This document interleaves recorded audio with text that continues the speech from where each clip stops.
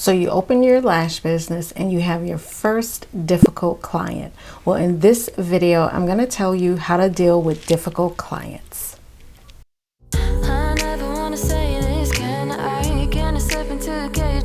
So a part of being a business owner, you're going to have good clients and bad clients. So in this video, I wanted to kind of give you my tips on how I kind of deal with clients that are difficult and how I go about making sure that when they come to me for a service, everything is out in the open so they know exactly what to expect. Hi guys, my name is Miss La. I'm a lash artist and an entrepreneur. I've been in the beauty space since about 2012, and the goal of this channel is for me to give you tips, tricks, and keep you motivated so you bring your beauty ideas out into the universe. So I just opened my lash studio last year in 2020. So I've had good clients and I've had bad clients. So I'm going to tell you exactly some of the things I do before, some of the things I do after the service that will help you to kind of deal with those situations. These are tips that I've been using now since I opened, and I can assure you that if you go into it with certain expectations and putting everything out in the open for a potential lash client, then you can ward off some of the crazy things that you hear from other lash artists. So the first thing I do when someone books with me online, I send out an expectations. And when I say expectations, meaning I send them a link to frequently asked questions. And on that frequently asked questions page, there would be every type of question a client would have, like how long the lash session will be, what's my policy on being late, if you can bring food into the studio, just every single thing that you can think of, I send that link to them. Also, I send them an expectations link for what to expect for the service.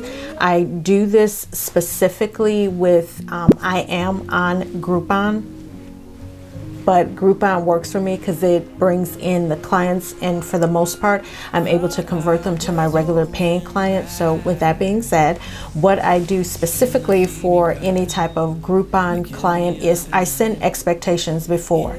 On that expectations, they know exactly how long the session is going to be, what it entails, so there's no like guesswork.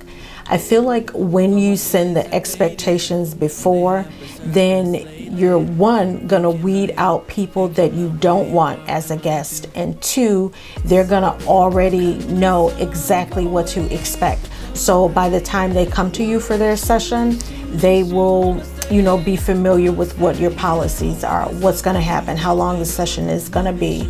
So that is something that I would encourage you to do after a person books, or if you're on any type of deal site for your studio, is to get a frequently asked page, questions together, and then also get your expectations together so they know what to expect.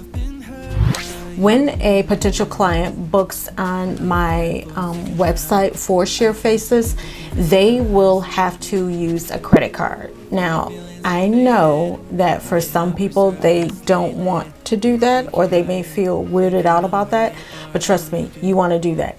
You want to have a cancellation and a no-show policy in place, because if you don't, people have good intentions and you want to think the best about them, but trust me, they will run over you.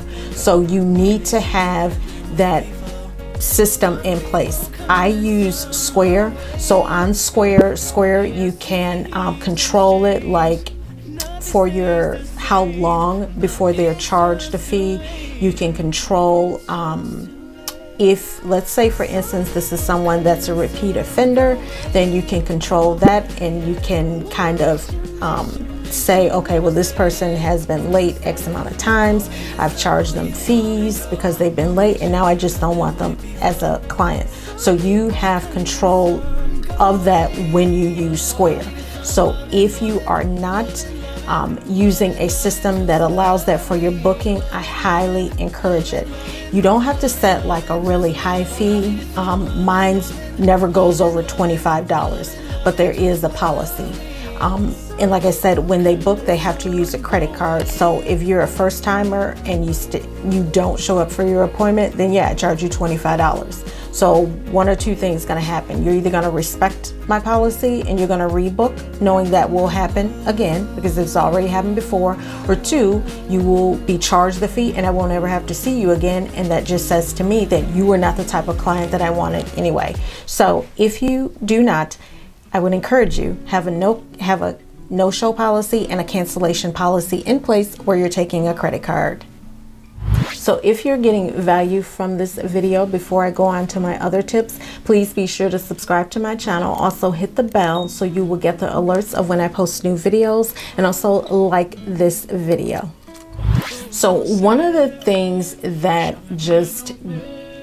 it's not that I don't like it, but it just gets me, especially if I have another client, is when people are late and they do not like call you, or they call last minute, like their appointment is at 2 and they call you at 1:55. Once again, you want to say up front what your tardy policy is or your late policy is. So what I do is I have that on my frequently asked questions page, and I also have it on my expectations page when I send out for a Groupon guest. I give you 10 minutes. That's it. I don't budge. I don't play favoritism. I don't do any of that. You get 10 minutes. If you call and say, hey, I can't make it, I'm, gonna be late, then of course you will get hit with the cancellation fee, but that's a part of the expectations.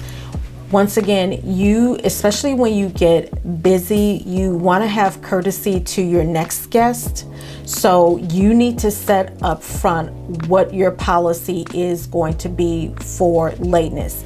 You have to take into consideration, you need that time, whether it be 30 minutes, whether it be 45 minutes, or I don't know, it could be a full hour, but you need that break in between guests so you're able to clean all of your tools, get ready for the next person. And then for me, I just have to have a certain type of vibe going into a session. So I have a late policy in place. So you want to put that late policy in place, tell people up front and let them know whatever your policy is for that, whether it be, well, you can't book, or, I'm going to charge you a fee, whatever it is. Just make sure you set that out into the guests so they know.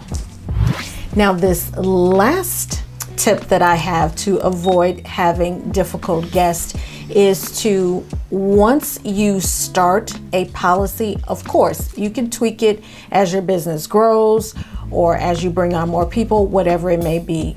But do not give passes to people for the sake of, hey, I need this money. I come from a big box retail location and I still work there part-time, but I can tell you, I see a lot of customers that come into that particular store that abuse the discount policy, and they abuse policies that they know if they complain to management, the management is going to cave. You need to be firm about that. It's different for a big box company who's making millions and millions of dollars. You're a small business trying to grow. In actuality, you don't have room to go against a policy that would probably have you losing money. Don't do that. Once you say, I'm going to have a late policy, I'm going to charge a fee if you don't show up, stick to it. Stick to it. So you get that reputation. Hey, I got to respect this artist. I'm respecting her time. I can't go in there with any type of BS. I need to follow her policies. So trust me, coming from a place where I've seen customers take advantage, you stick to whatever your policies are. Don't give passes all the time so people will respect you as a business owner and you as an artist. So those are all my tips of how to deal with difficult guests and how to help your business to run smoothly. So I hope all those tips were helpful for you.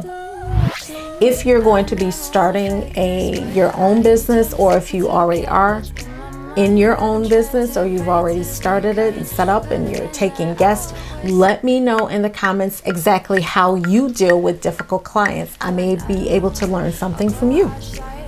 Thanks so much for watching this video. Please be sure to subscribe to my channel. Also hit the bell so you get the alerts of when I post new videos. I do post new videos often, and you don't want to miss those because they will give you tips, tricks, and motivation for you to bring your beauty ideas out into the universe. Have a great day, guys. Bye.